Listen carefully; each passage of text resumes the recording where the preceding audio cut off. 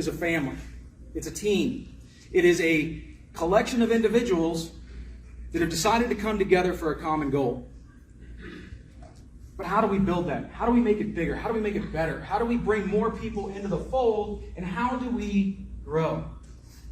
So what we're going to talk about today is we're going to talk a little bit about team building. What is a team? How do you build it? Why it's important? And then we're going to do a little exercise at the end. But first, I would like for each of us to do a little icebreaker. If you look around the room, we've got two people sitting at this table over here. We've got my wife sitting by herself over here. We have two people at this table over here. We have a few tables with multiple people at them, which is great. But we're not from Cape Girardeau County. We're not from Jeff City. We're not from all these other places. We're from We the People. We are from a collective group. We are from a organization that has decided to come together to advance a common goal. And we need to get to know each other. We need to know who it is that we're fighting beside. I really love the analogy of the foxhole. What you may not realize is usually a foxhole that has two people in it. Because you need that battle buddy. And I'm sure that's exactly what the definition said. But you have to have that battle buddy. You have to have that person that stands next to you so that you can get some sleep.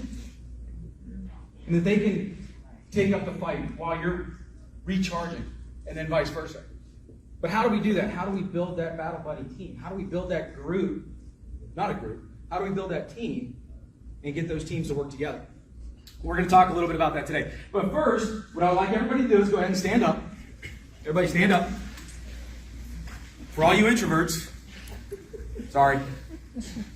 But now you need to find somebody from a different table. Somebody that you have never met before. Somebody that you have never had the opportunity to shake hands with, to look in the eye and say, hey, we're on the same team. Find that individual and talk to them. Introduce yourself. Let them know your name, where you're from, a little bit about yourself. Why you're a part of We the People. What brought you together. Okay? So branch out. Go ahead. Mingle. Take about 5 minutes or so. Introduce yourself to somebody that you haven't met before. So the point behind this exercise isn't just to get everybody up and moving around, but it's also to help everybody understand that we're not alone. That is the key behind a team, are those shared experiences, those ideologies, those ideas, those connections that we make with each other because we have shared experiences. So as we go through this morning, we're going to talk a little bit about the difference between a team and a group and how do we build those shared experiences. So what is a team? Anybody give me a definition of a team? Aside from what's written on the screen. People who work together. People working together? Okay. For a common goal. So, we put those two together and we have the definition of a team. People working together or coming together to share a common goal. Okay? So, as we go through this, and you have a couple examples up here, could you imagine if Patrick Mahomes was out there by himself on the football field? Or even if he was with 10 other people, but everybody was doing their own thing. Could you imagine how difficult it would be for him? Maybe not him. But could you imagine how difficult it would be to score a touchdown? To win the game? That's what we want to be able to do with We the People. Is to bring those teams together so that we can score those touchdowns. So we can win those Stanley Cups. So we can win that World Series. Because at the end of the day, those trophies that those men win are not nearly as important as the trophy that we're looking for. Our individual liberties, our individual freedoms, our ability to achieve that American dream, right? Life, liberty, and the pursuit of happiness. On our own terms. So, as we come together, when we come together as a team, we're looking to find a group of like-minded individuals that are working together towards a common goal. And that's what we have here today. And as we go through these conference today and tomorrow, meet up with those people that you introduced yourself to today. Hang out with them. Get to know them. Because when they go back to their locations and they say, I feel like I'm alone. I feel like I can't do what I need to do. They can reach out to you, or you can reach out to them and re-steal that resolve. Because that's what teams do. Okay? So there is a difference. There's a significant difference between a team and a group. I could look out here and say, hey, we have a group. Yeah, we have a group. We have a decent-sized group. But this decent-sized group is more than just a group, because groups don't care about each other. Groups are a collection of individuals that are looking for a personal objective. Now, you may have 3 or 4 people in that group that are working together to do something. Okay? But contrast that with what a team does. A team, as you can see here, no one person on a team is more important than another. Now, that's a concept that a lot of people can't quite conceptualize. Well, I'm in charge. I'm the most important. No, you're really not. You're really not. And as a former company commander, this was something that I used to explain to my lieutenants. Just because you are an officer doesn't mean that you're more important than that private that's doing the job that you told him to do. You just have a different level of responsibility, a different role to play within that entire team. No one person is more important than the next. Okay? We also, each role within that team is critical. And again, when after I got out of the military, I went to work for industry as a plant manager and a director of operations. One of the things that I talked to my managers about was I would ask them that question: who's the most important person in your department? Well, I am. Okay, so when was the last time that you swept up a pile that was going to cause a slip or trip hazard that would have brought, disciplinary action on you for not doing your job? Well, my janitor did that, or whatever. Well, so he was more important than you at that particular point in time, wasn't he? Okay? And each role is critical. Every person in that team has to do their job. Otherwise, that team can't function. And then also, like we talked about a minute ago, you have a built-in support network.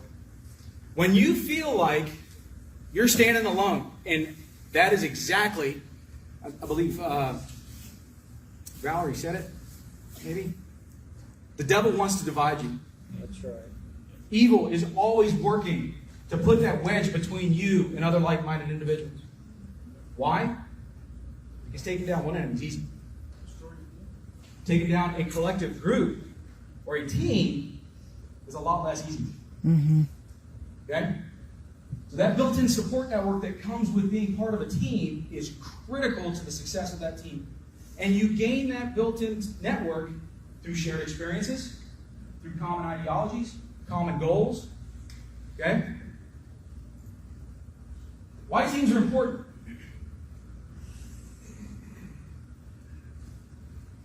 I'm going to get on a soapbox for a second. I challenge each and every person in here to strike the word diversity from your lexicon. Don't even acknowledge that it exists. What is the root word in diversity? Divide. It is physically impossible, physically, morally, emotionally, ethically impossible to bring something together by dividing. You can't. Unity, on the other hand, provides strength. When you unify something, when you bring people together in a common cause, you have just taken that one individual, there's 2, 3 individuals, and made them into one strong team. Through shared experiences, this conference today is an experience that we're all going to be able to look back on and say, I was there when. Okay? We're going to be able to look back and say, hey, do you remember that breakout session we went to and they talked about this? And you may not have spoken to that individual in 6 months, but they're going to be able to recall that same breakout session, and now you have a common point to start from. Shared experiences, shared vision. Each one of us in here came together because we saw what was happening to this country. Each one of us in here came together because we recognized that this country is on a trajectory to become the next Venezuela, to become the next Rhodesia, to become any one of these other, as Reagan said it, countries on the trash heap of totalitarianism. Why? Because we weren't unified. We, over time, as a country, became apathetic. We became unaware of the things that were happening to us because our lives were comfy. Our lives were easy. there was no struggle. But we now have that shared vision because we were forced to wake up. We were forced into situations which caused ordinary people to do extraordinary things. Amen. And then similar goals. Kind of all flows. You'll notice a theme here, right? Experience, vision, and goals. All of those things come together to form that team. And when we form that team, it allows us to cover all of our bases. And I use the analogy here of a baseball diamond because my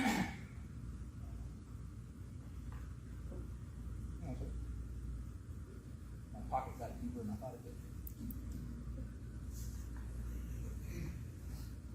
did. No, this was in the wrong pocket.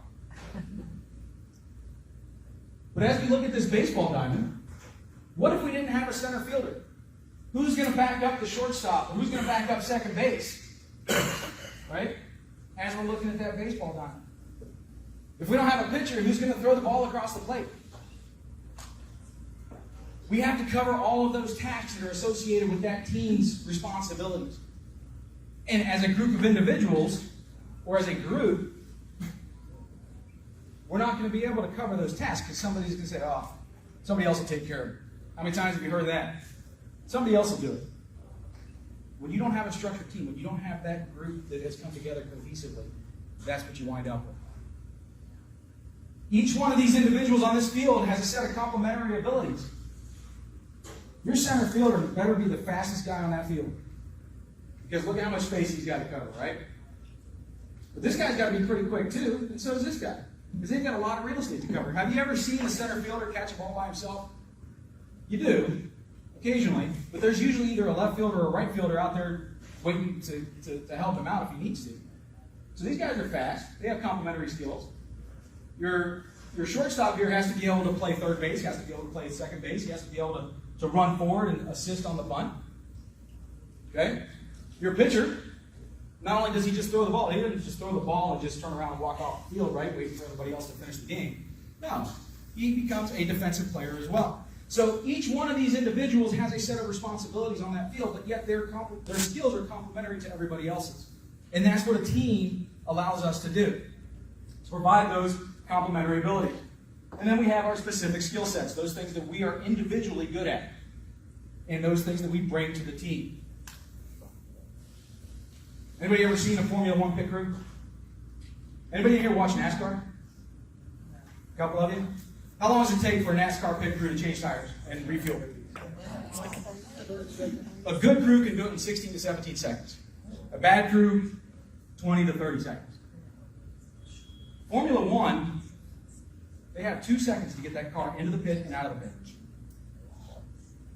Now, as we look at this, if we were to say this is a group of people getting ready to change tires, so one of the things that Formula One does, that NASCAR doesn't do is they're not allowed to refuel in the pit. Okay? So there's no refueling in this situation. But I'm going to play this video. And you're going to see each one of these individuals has a specific task that they have to accomplish.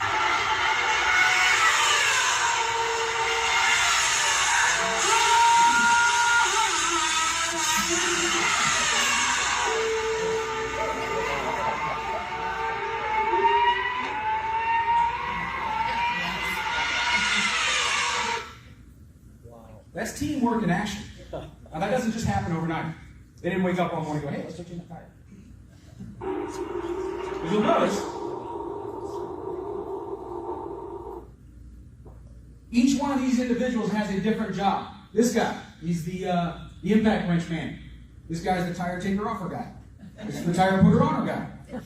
Right? You have four such teams, or 4 such crews at each wheel. Each wheel has a 3-man crew. You got this guy out here, he's the jack man, the front jack man. You got a rear jack man. There's another guy standing here off to the side whose sole responsibility is to adjust, actually there's 2 of them, one over here and one over here. But the sole responsibility is to adjust the wing on the front of the car if necessary. Is he doing anything here? Do you see anybody messing with the wings?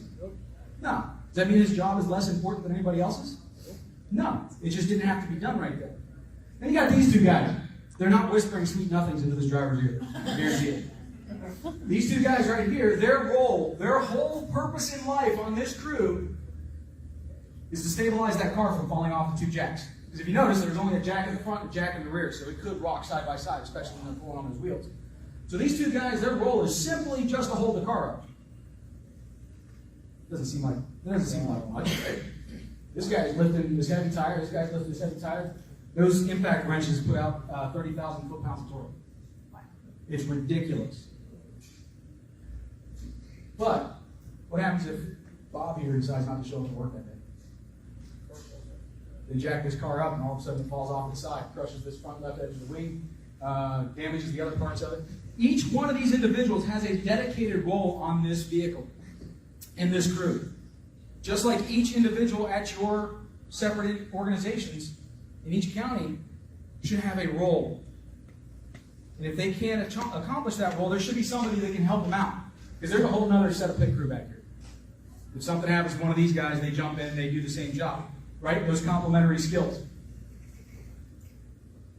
Okay, so how do we build that team? So we talked about what a team is and why it's important, but how do we do it?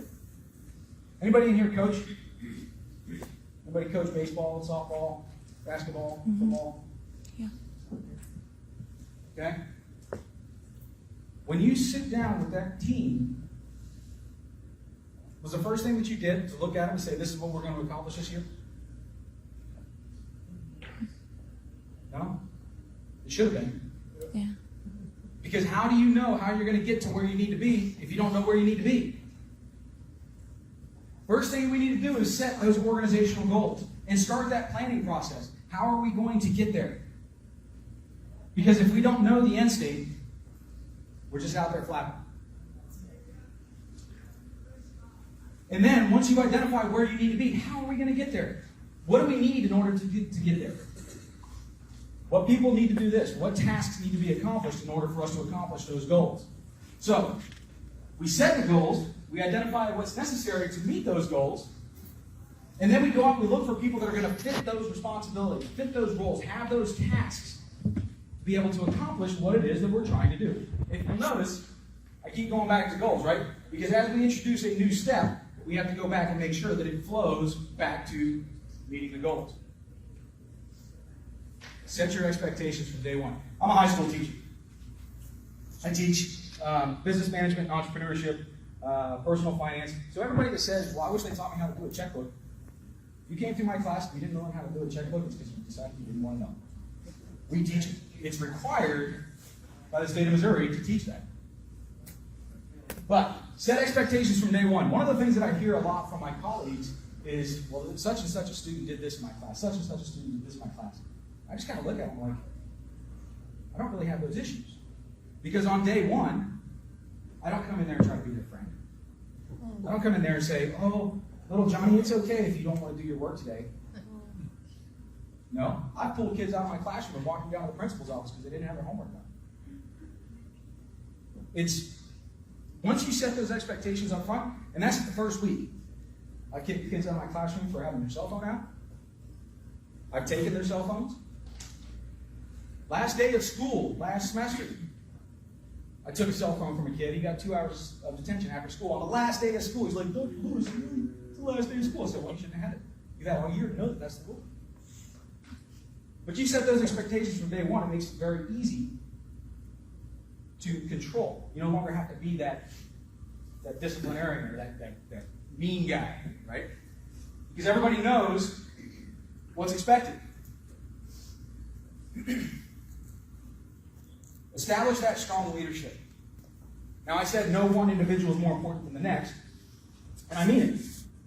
But you have to have somebody that provides that coordination, that has that step back and look at the big picture.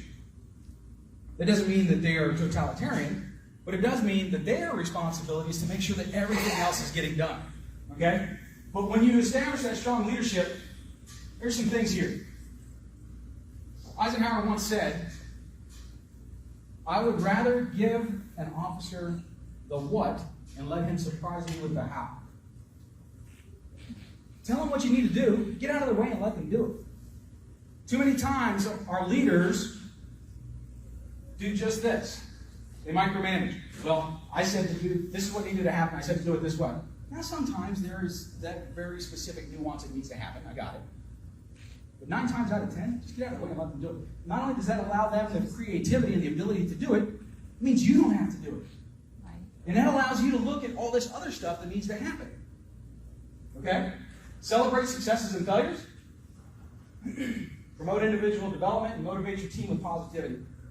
I'll be honest with you, I sucked at this last one. I really do. Ask me. Okay? Communication. We talked about the importance of communication earlier and how on the battlefield they have all these different methods of communication. We do. We have so many different methods of communication. Who here uses Signal? Who uses Telegram? Who uses email? Who uses Messenger? Who uses Facebook? Which one of those does we the people recommend that we use? Signal. All of them. All of them. Communication only works if it goes both ways. So if you're using Signal and Telegram, are you cutting and pasting the messages you got over here and putting them over here so you can send them out to other people? Yes. Maybe somebody needs to finally determine which one of these we're going to use. I don't know. Just okay? And then create that team culture. I see a few of us in here. Jan, specifically. Everybody look at Jan. Jan, show off that wonderful shirt that you're wearing.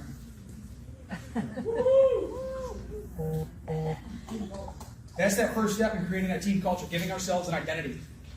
Who are you? I'm with We the People. What's that? We are a grassroots, nonpartisan organization, blah, blah, blah. We create that team culture. Now, as part of that team culture, though, we are all responsible for each other. You've heard that adage, I'm not my brother's keeper? Who said that? Or am I my brother's keeper? Who said that? Cain. Cain Cain did. After he did what? murdered him. Yeah. Kind of, no. We are our brother's keeper. That's right.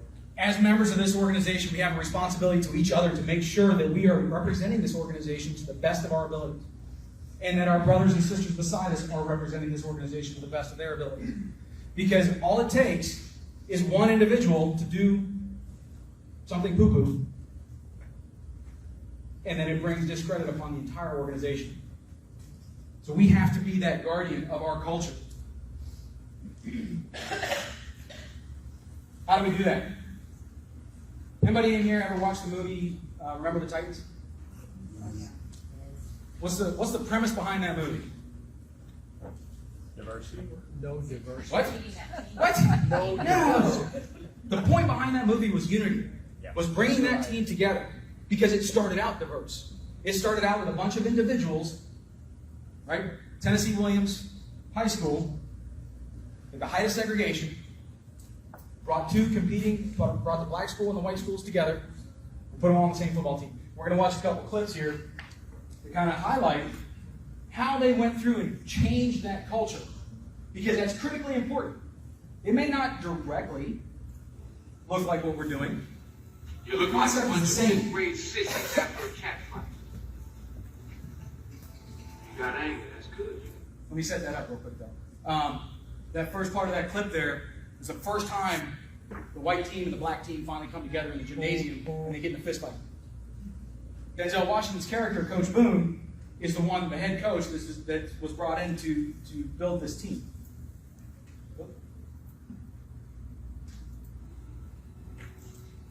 You look like a bunch of fifth-grade sissies after a cat fight. You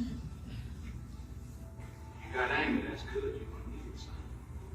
You got aggression, that's even better. You're going to need that too. But any little 2-year-old child can throw a fit.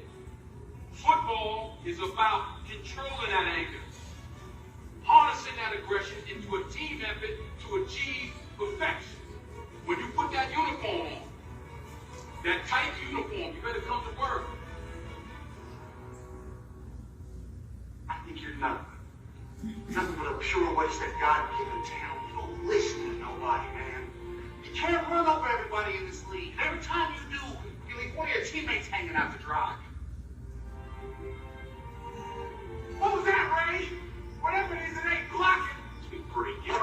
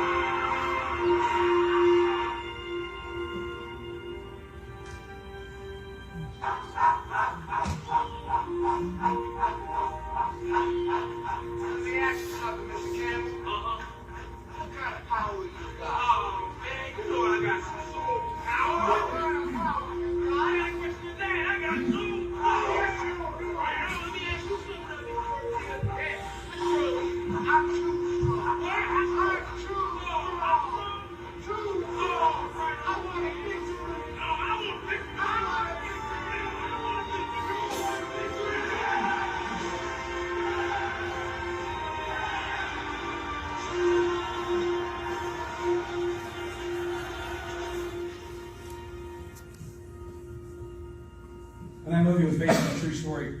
Obviously, Hollywood takes a little bit of liberties with the details, but at the end of the day, what we see in that movie really happened.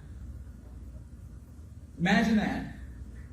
An all-white high school, an all-black high school merging together at the height of segregation, right at the cusp of the civil rights movement. That first summer camp that they went to for football did everything that we just talked about in those 7 steps. They identified the goal. We are going to unify this team. They weren't looking to win the state championship, which they did that year. They were just looking to unify that team and not kill each other. Like, literally kill each other. Okay? They went through, they identified the goals, they recognized who was best for what position. They put all those pieces together, and then they created that team culture there in camp. There's no reason why we can't do that here. We've already taken a lot of those steps with our great leadership within the organization that has brought us all together, that created this experience, this shared experience for us. This is great. I mean, it's refreshing and it's exciting to see it's not just Cape Girardeau. It's not just Perry County. It's not just Chaffee. But it's everybody across the state who's waking up and saying, That's right. there's some crap going on here that we don't like. That's right. We won't fix it. So, I've got an exercise for us. We've got a few minutes. But I do need everybody to consolidate in no open seats at the table. So, pick up your stuff, go to a table. If you already have most seats available, that's great. If not, find a table that you're sitting at. Mike, can you help me out? Sure. Yeah. Okay, so in this team exercise, what we're going to do is a logic problem. We have to think. We have to think. So, take 5 minutes. I do this with my high school class.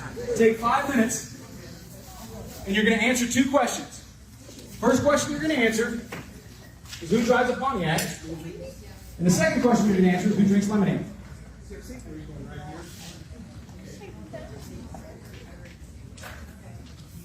Okay? So on one side of that sheet, you have all the information you need. And on the back side of that sheet, you have a little chart that you can fill out. So it's going to require communication. So for those of you that are introverts and don't like to talk, sorry. For those of you that are extroverts and like to talk, make sure that you get everybody the chance to contribute. But take 5 minutes, and let's see how far we get. Let's see if anybody is able to complete this exercise with the team that you have there with your table. Go.